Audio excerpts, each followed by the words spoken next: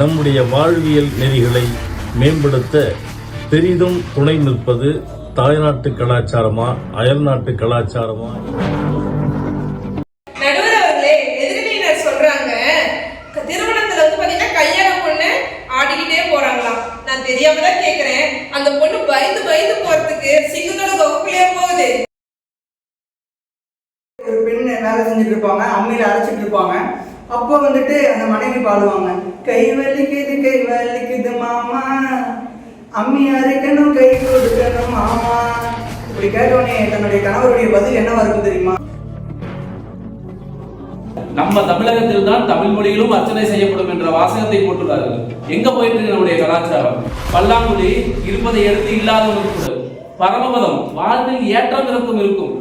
தாயம் நீ எத்தனை முறை வெட்டி வெளியே இருந்தாலும் மீண்டும் உயிர் பெற்று வருவேன் என்று சொல்லியது தாயம். நொண்டி சமநிலை இல்லாத போதும் சாதிக்க தூண்டியது. இப்படி இருந்த விளையாட்டுகள்லாம் இப்ப எப்படி போயிடுச்சு? தாவி தாவி விளையாண்ட விளையாட்டுகள்லாம் செல்ல தடவி தடவி விளையாடுறான் நடுவர்களே.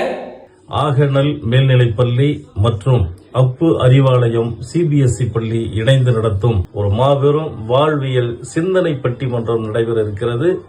அந்த பட்டிமன்றத்திற்கு திமிரி சதாசிவம் ஆகிய நான் நடுவராக பொறுப்பேற்று பேச இருக்கின்றேன். ஒரு அருமையான நிகழ்ச்சியினை தவற விடாதீர்கள். நீங்கள் வருகை தந்து இந்த விழாவை உங்களுடைய உறவுகளோடும் நண்பர்களோடும் வருகை தந்து இந்த நிகழ்ச்சியை சிறப்பு செய்யுங்கள் என்று பள்ளியின் சார்பாக கேட்டுக்கொள்கிறேன். நன்றி, வணக்கம்.